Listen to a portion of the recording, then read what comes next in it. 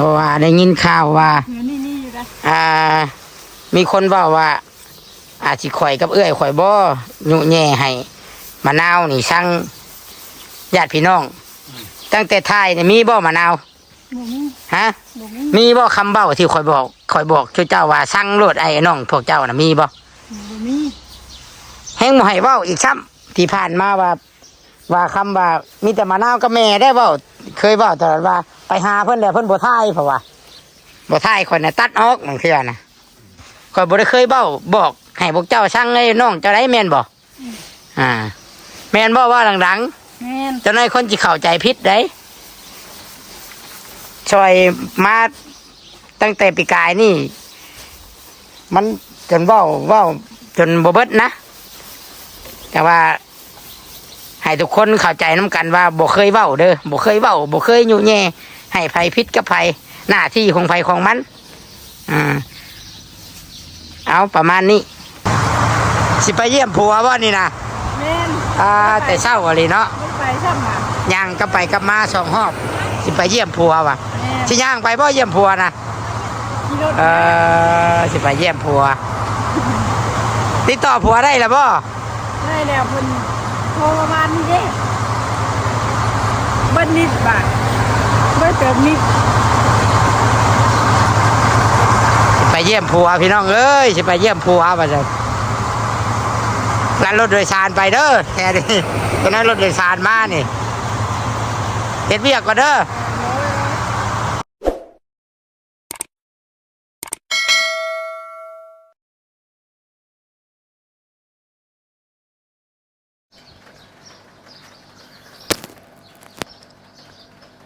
กราบทักทายสบายดีพี่น้อง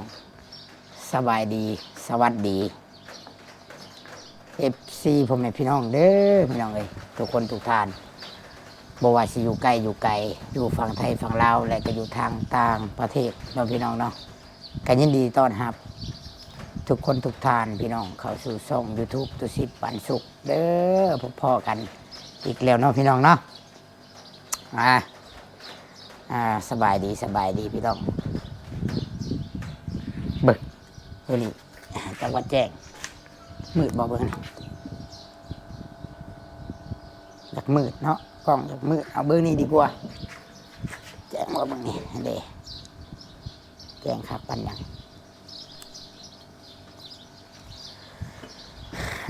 พี่น้องไงเนาะ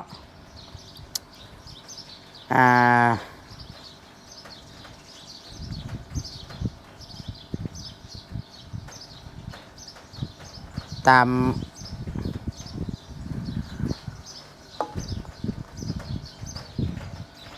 ตัวอย่างที่ให้เบิ่งเนาะนางเอกเพิ่นกับพายกระเป๋าก็ยังมาแต่เช้าพี่น้องให้ดอกไม้คือว่าสิไปตามหาผัวว่าซั่นดิอยากไปหาผัวหากไปจักมือพี่น้องฮอดบ่ทิศนึงก็หากติดต่อได้ว่าซั่นเด้เนาะหากติดต่อได้ผัวเราบ่ได้หนียังบ่ได้หนีพี่น้องเนาะผัวเราบ่ได้หนีเด้อหากติดต่อได้ว่าซั่นผัวเงินเบิดผัวเบิดเนาะผัวเงินเบิดบ่ได้เติมเงินว่าสิไปหาผัวว่าซั่นเด้เนาะว่าสิไปหาผัวอันนี้นี่พี่น้องเนาะตุสิทธิ์จะขอออกมาเว้าแล้วก็ชี้แจงให้ FC ได้ให้เข้าใจกันอีกกับบางคนเนาะบางคนที่ว่าคอมเมนต์นะพี่น้อง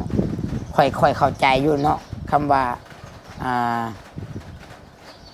บางคนก็อยากให้ซอยแต่ว่าการซอยนะพี่น้องมันมีปัญหาหลายแล้วค่อยยังถอยออกค่อยเชื่อตรงๆศีรษะเนาะแล้วก็สิว่าจังใดที่ผ่านมานี่คือทุกคนเห็นนะเนาะที่ว่าเห็ดซอยมะนาวมานะอาชิว่าสิซะ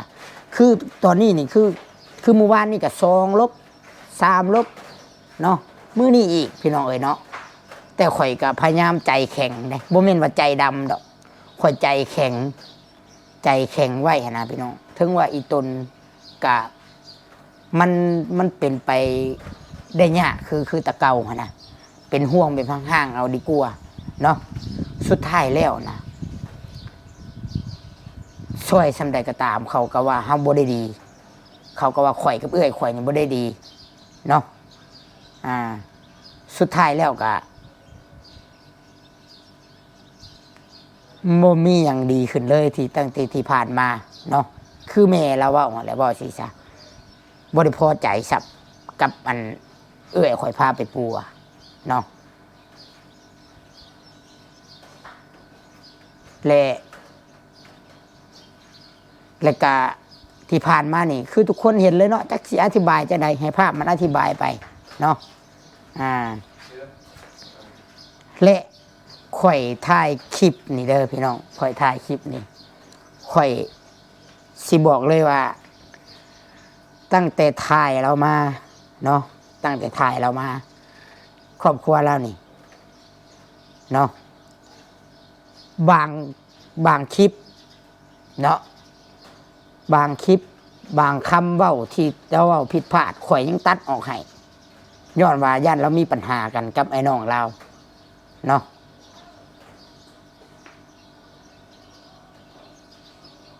แม่นางเอกเพิ่นนั่นแหละเนาะข่อยยังตัดออกเนาะและมีคอมเมนต์นี่ว่ามีคนนี่ว่าข่อยอาจสิหมายถึงข่อยเนาะว่าไปเฮ็ดให้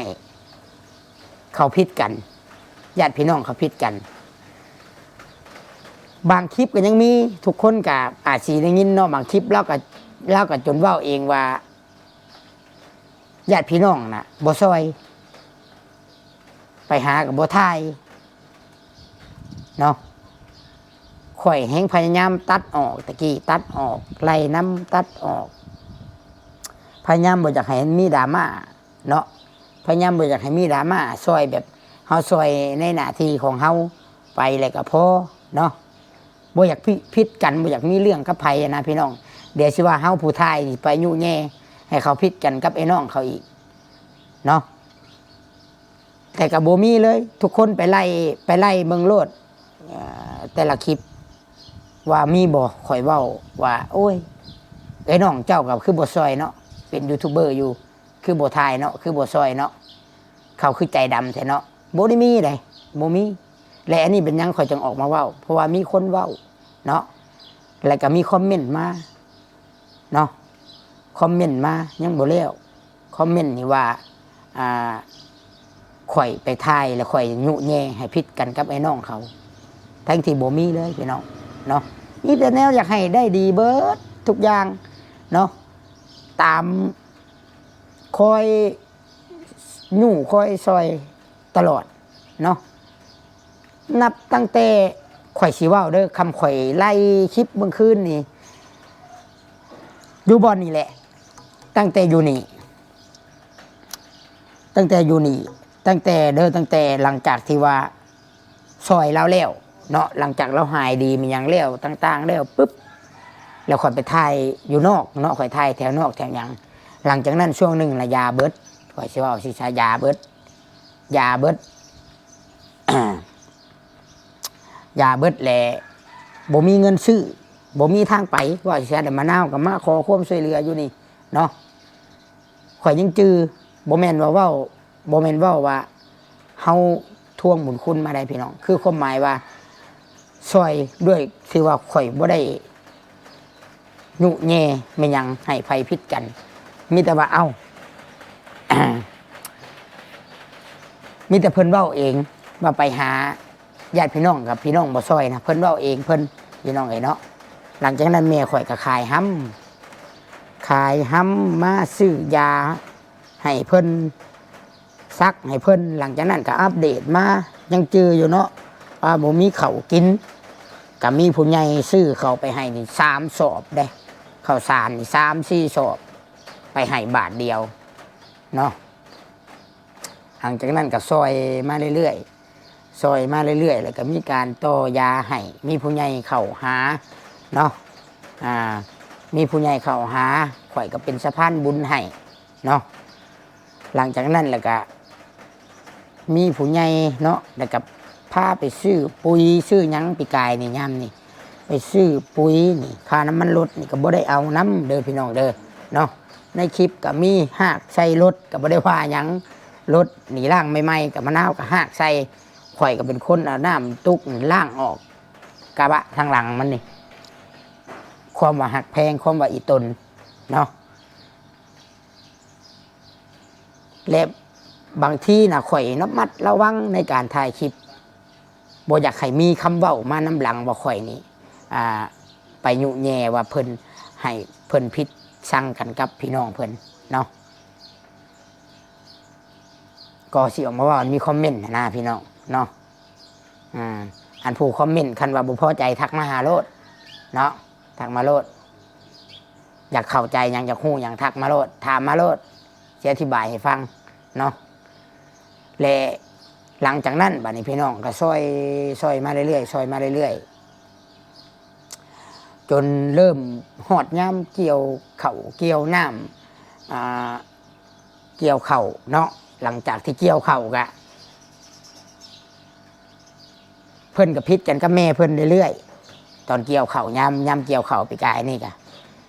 พิษอะไรกับปุ๊บมาเฮือนข่อยกะหาเนี่ยอยู่ในกินให้กินเนาะหาแนวอยู่ในกินให้กินเอาน้ำให้กินเอาของกินให้หลังจากนั้นก็คันอยากได้รับการช่วยเหลือเขาก็แนะนำเนาะเจ้าก็ต้องรู้ต้องมันเกี่ยวเข่าเกี่ยวน้ำช่วยแม่ช่วยน้องแล้วก็นำไปถ่ายคลิปเพิ่นอยู่ให้อยู่หน้าย้อนอยากให้เพิ่นได้รับการช่วยเหลือ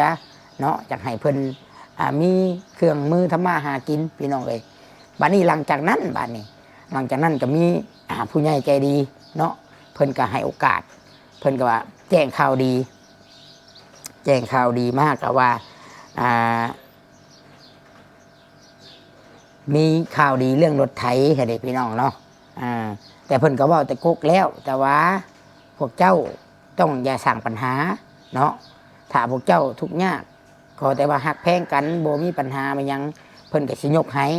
เนาะแต่ถ้าหากว่าคือว่าเรื่องเล่าถาวันมีปัญหาบุคักโบเนว่าเพิ่นอยากสนับสนุนคนดี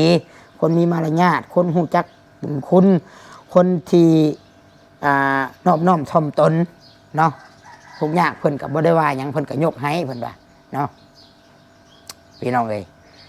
หลังจากนั้นก็ถ่ายมาเรื่อยๆสิเล่าตามที่เจอเด้อพี่น้องเด้อคันว่าข่อยนี่ซอยที่ว่าซอยเพื่อแปลว่าบ่ได้หักแพงอะไรสิไล่ให้ฟังเนาะสิไล่มาให้ฟังเบิดถ้าที่ตัวเองจื้อแต่มันก็บ่จื้อแล้วมันซอยลายอะไรลายจนบ่จื้อบ่สิสาพี่น้องเนาะหลังจากนั้นมากก็ว่ามีข่าวแว่วๆว่า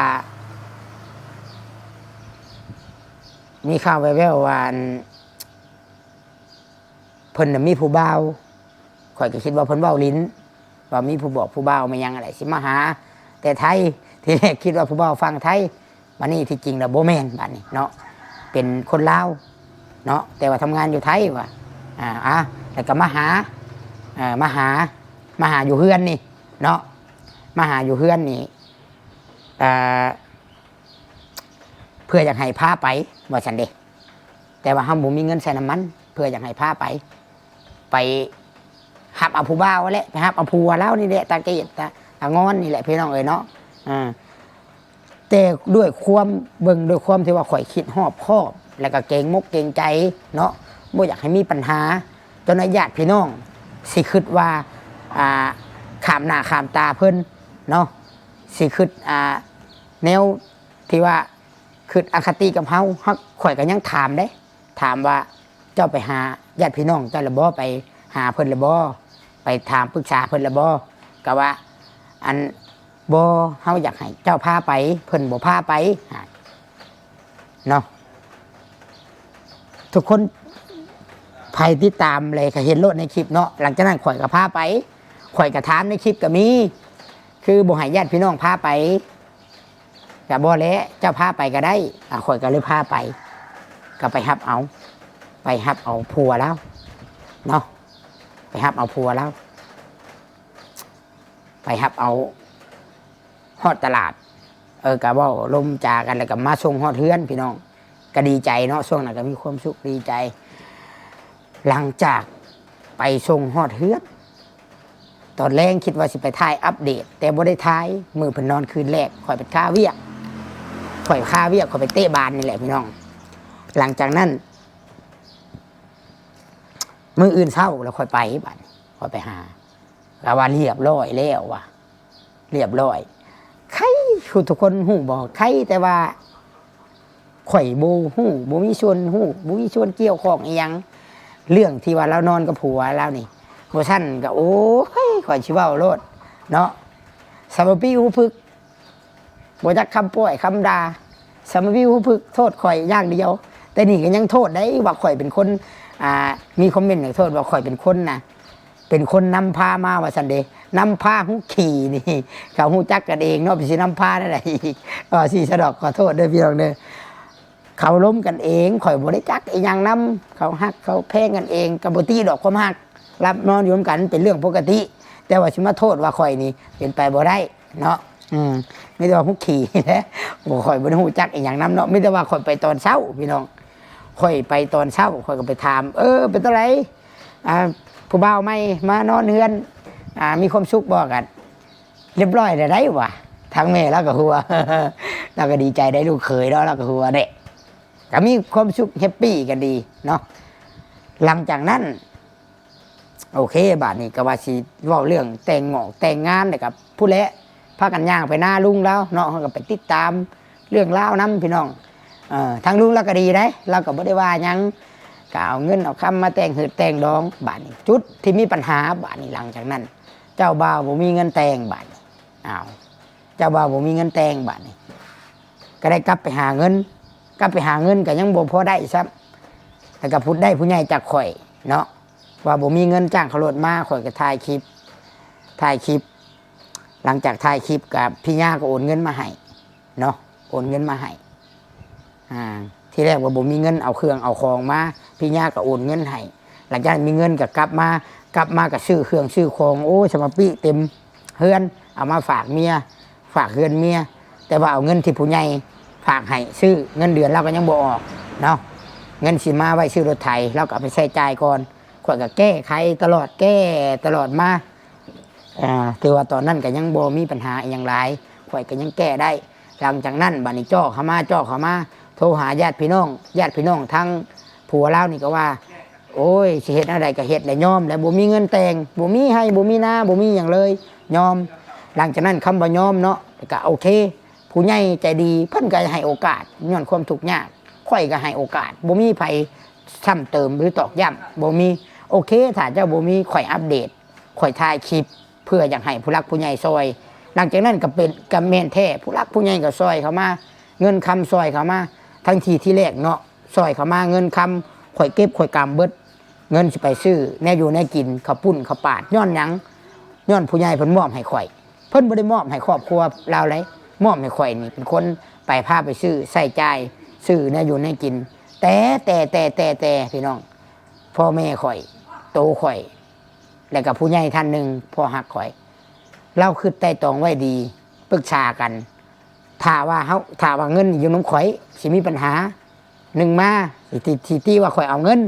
ว่าเงินคำนี่จักเท่าไรจักซื้อเบิดเท่าไรสิโทษข่อยทั้งที่ข่อยวางแผนไว้อยู่แล้วซื้อน่ะถามมันเหลือแต่วันบ่เหลือข่อยว่าอยู่แต่ถามมันเหลือนั่นข่อยสิให้เพิ่นคืนเบิดคือเก่าพี่น้องเอ้ยเนาะถ้ามันเหลือข่อยวางแผนไว้พอดีมามันมีปัญหามานำเอาเงินข่อย3 เทื่อ 2 เทื่อจักไผละบอกมาเอาข่อยก็บ่จักดอกแต่เราอ้างว่าแม่น่ะบอกให้มาเอาแต่ไปถามแม่แล้วว่าเราบ่ได้บอกมันไปเองมันล่ะหลังจากนั้นข่อยก็เอาเงินนี่ไปมอบให้ทั้งที่ผู้ใหญ่เจ้าของเงินเขาว่าบ่ได้ให้เอาให้ข่อยเป็นคนเก็บกรรมไผสิว่านั่นได้ก็ว่าเนาะแต่ว่าแหละข่อยยันมันนำหลังพี่น้องคำบอกคำจาขนาดแต่ปัจจุบันนี่นะบางคนก็ยังคิดว่าเฮาซอยซำนี่ยังว่า มันบ่ได้มีความหมายอย่างสำหรับสิ่งที่เฮาซอยไปยาดอกเทวดาเพิ่นเห็นพี่น้องเนาะบาปบุญเทวดาเพิ่นเห็นไผเป็นจังไดเนาะหลังจากนั้นบัดนี้นะอันนี้เล่าให้ฟังเด้อบ่แม่นว่าทวงบุญคุณดอกเล่าให้ฟังเนาะหลังจากนั้นบ่มีเงินเฮ็ดแต่งดูแต่งดองจะเบาบ่มีเงินแม้กระทั่งใส่ในอันไม่ยังใส่ตอนขอเมียนะใส่ในขันมาขอเมียนะ20 ล้านนะบ่มีข่อยสิเว้าสิซะบ่มี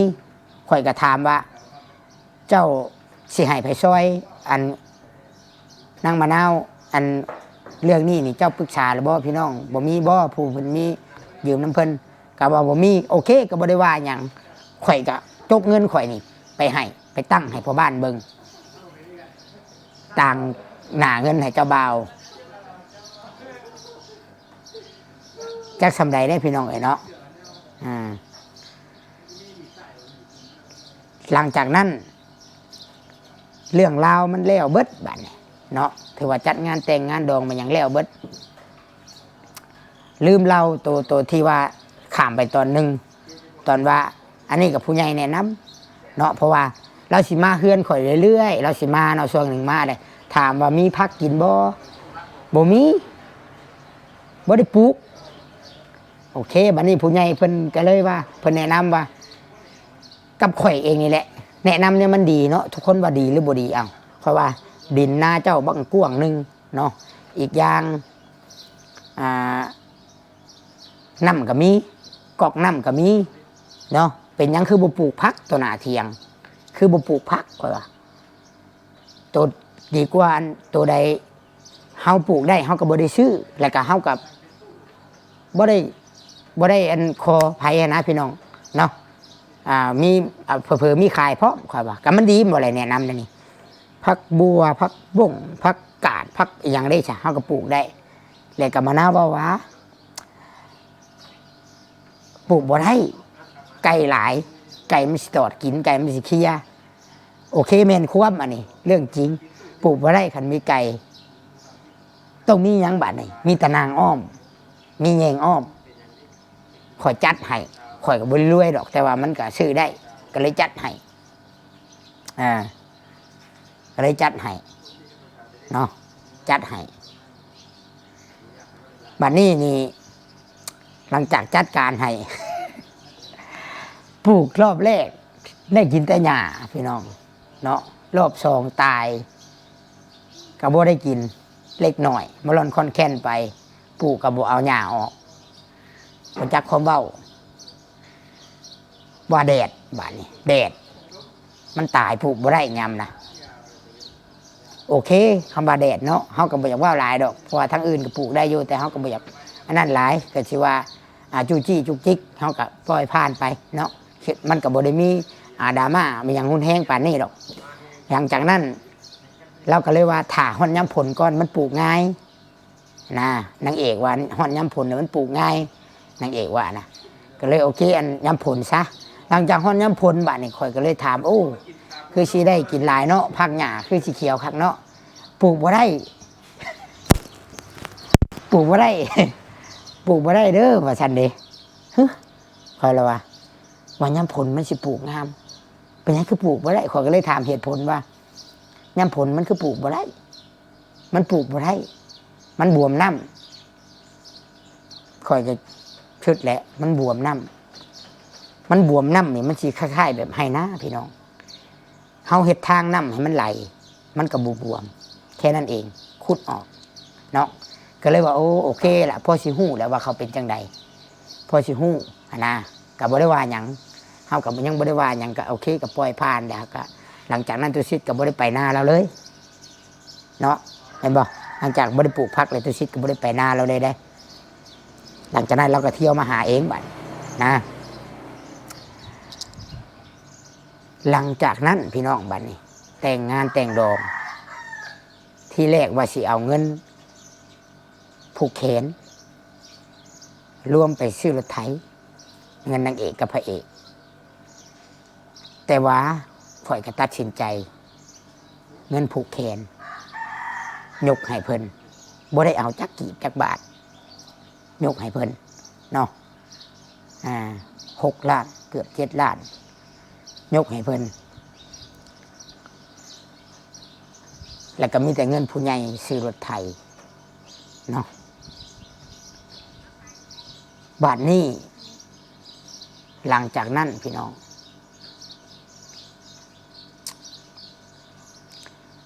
มันก็เลยมาเกิดประเด็นบาทนี้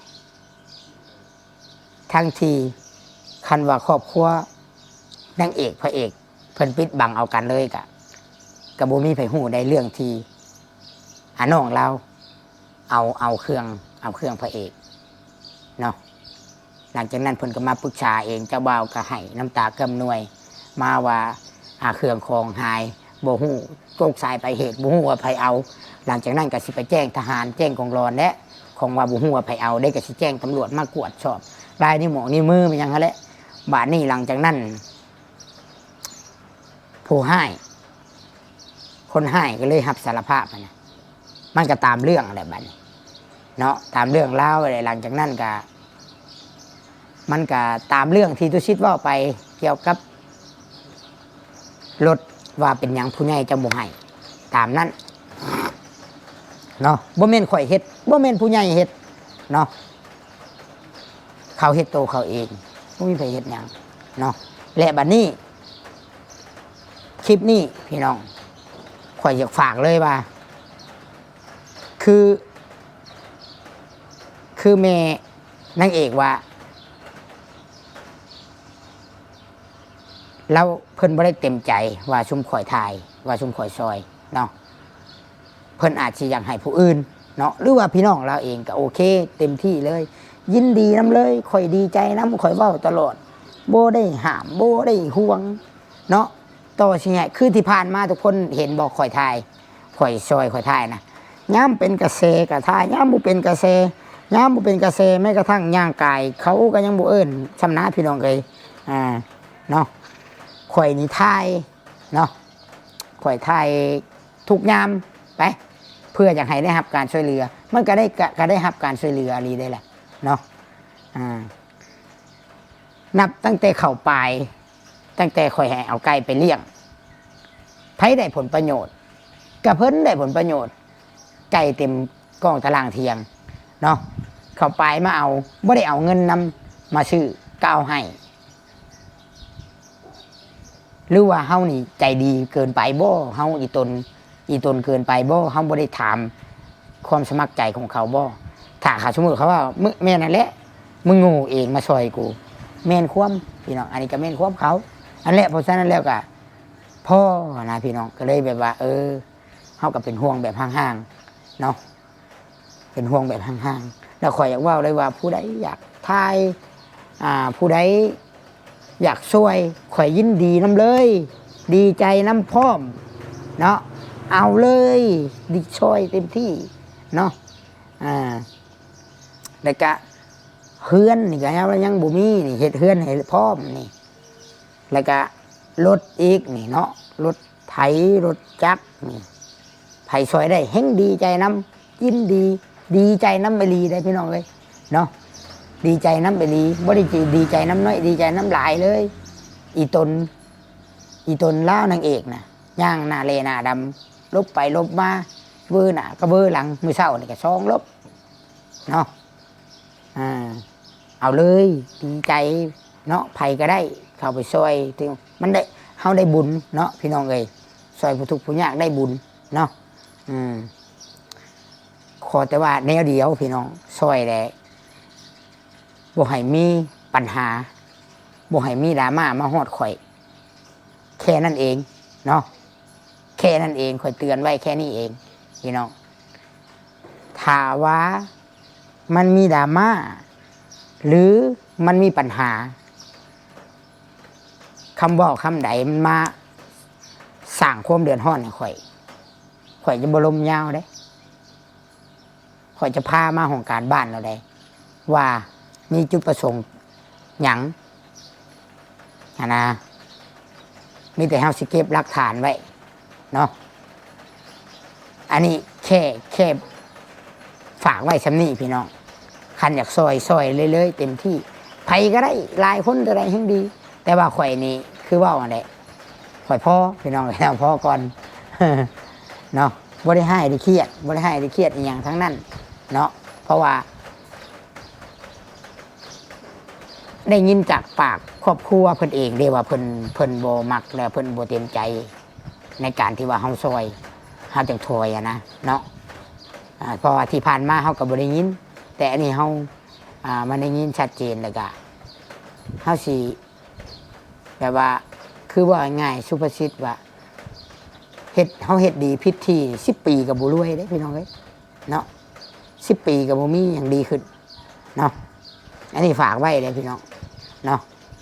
แห่งดีใจทุกคนเลยทุกสิทธิ์นี่ดีใจโอ้ยผมเมนแต่ว่าแต่ข่อยท่ายหรอกไผ่ท่ายช่วยก็ได้เนาะช่วยก็ได้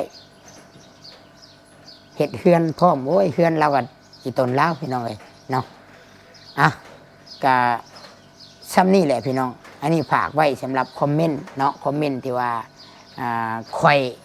ที่ผ่านมาข่อยท่ายนี่ว่าข่อยนี่ไปยุแย่เนาะ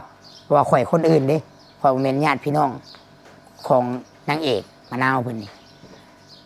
มีคำใดบ่ที่ว่าข่อยยุแย่ให้ผิดกันเนาะมีในคลิปตัวใดบ่คันมีเอามาให้ข่อยเบิ่งดูเนาะคันข่อยว่ามะนาวเนาะมึงช่างโลดมึงผิดโลดกับพี่น้องมึงเจ้าผิดโลดขอโทษนำเด้อพี่น้องมีบ่แบบสิเด็กทุกคนได้ยินบ่เนาะเพราะว่าที่ผ่านมานี่ข่อยพยายามตลอดพยายามบ่อยากให้มันมีดราม่าเวลาไปถ่ายเพราะว่าข่อยอยากหลีกอยู่แล้วข่อยเป็นคนบ่อยากมีปัญหาเนาะข่อยหลีกได้ข่อยหลีกข่อยมีครอบครัวมีลูกมีเมียหลีกได้หลีกปัญหามีแล้วมันบ่ดีถ้าหลีกบ่ได้ก็ชนหะไปเลยเนาะอันนี้ได้พี่น้องเอ้ยเนาะมีบ่อนใดที่ข่อยเว้ามีแต่ข่อยว่ามีอย่างกระใจเย็นหักแพงกันทุกยากก็ตามเนาะผู้รักผู้ใหญ่เพิ่นซอยอยู่ทุกยากก็ค่อยเฮ็ดค่อยหาไปเฮาบ่ได้ไปหารักหาเล่มของไผก็พอทุกยากเฮาก็หากินมีหยังก็ได้หน้าที่ของผู้ใหญ่เพิ่นก็ซอยน้ำหลังข่อยว่าเห็นบ่หน้าที่ของนางเอกกับพระเอกหน้าที่ตัวใดของเจ้าเฮ็ดไปหน้าที่ส่วนข่อยกับผู้ใหญ่เดี๋ยวข่อยสิจัดการให้ข่อยก็ว่าแบบนี้มาตลอดเด้เนาะแล้วข่อยบ่ได้ไปอ้างอิงใช้ญาติพี่น้องของเธอเลยจักบาทพี่น้องของนางเอกจักบาทเนาะอันนี้ฝากไว้เลยสำหรับคอมเมนต์เนาะกับคำว่าข่อยทายแหละยุแย่ให้เขาพิดกันกับพี่น้องเขาบ่มีดอกพี่น้องเนาะซ้ำนี้เลยพี่น้องเด้อ ก็เป็นกำลังใจให้นางเอกเพิ่นคือเก่าเนาะแต่ว่าคือมือนี่กับมาพี่น้องสองลบกายไปกะเวกายมากะเวแต่ว่าเฮากะคือตุชิดกับพยายามใจแข็งอีตนอยู่อีตนเพิ่นนะอีตนแต่ว่ามันมีปัญหาแน่นอนพี่น้องคันว่าตุชิดถ่ายไปหรือว่าอัปเดตช่วยเหลือต่อไปมีปัญหากับครอบครัวเราปัญหากับญาติพี่น้องเราอะไรเนาะมันบัดนี้บัดครอบครัวเราผู้ปกครองเราบัดว่ากับผู้หนึ่งบัดว่าในหนึ่งบัดว่ากับผู้หนึ่งบัดว่าในหนึ่งได้บัดนี้พี่น้องเอ้ยเนาะโอเคพี่น้องผมมีอย่างไรข่อยก็อยากจบเนาะข่อยก็อยากจบเรื่องนี้นะเนาะข่อยน่ะจบแล้วแต่ว่าเล่าน่ะมาวนเวียนพี่น้องมาแล้วก็เรามาหาข่อยแล้วก็ว่าในหนึ่งอันนี้ฝากอีกก่อนเรื่องหนึ่งเนาะคือหูแหละถ้าผู้ไผสิเชื่อนางเอกเชื่อมะนาวอะไรว่าสิซะเนาะหูอยู่ว่าเราเป็นคนจังใดเนาะแล้วมาหาข่อยนี่แล้วว่าในหนึ่งเรามาหาข่อยนี่แล้วว่าอีกแบบหนึ่งแล้วไปหาอีกผู้หนึ่งแล้วว่าอีกแบบหนึ่งถ้าผู้ใดเป็นผู้ใหญ่ถ้าผู้ใดเป็นผู้ใหญ่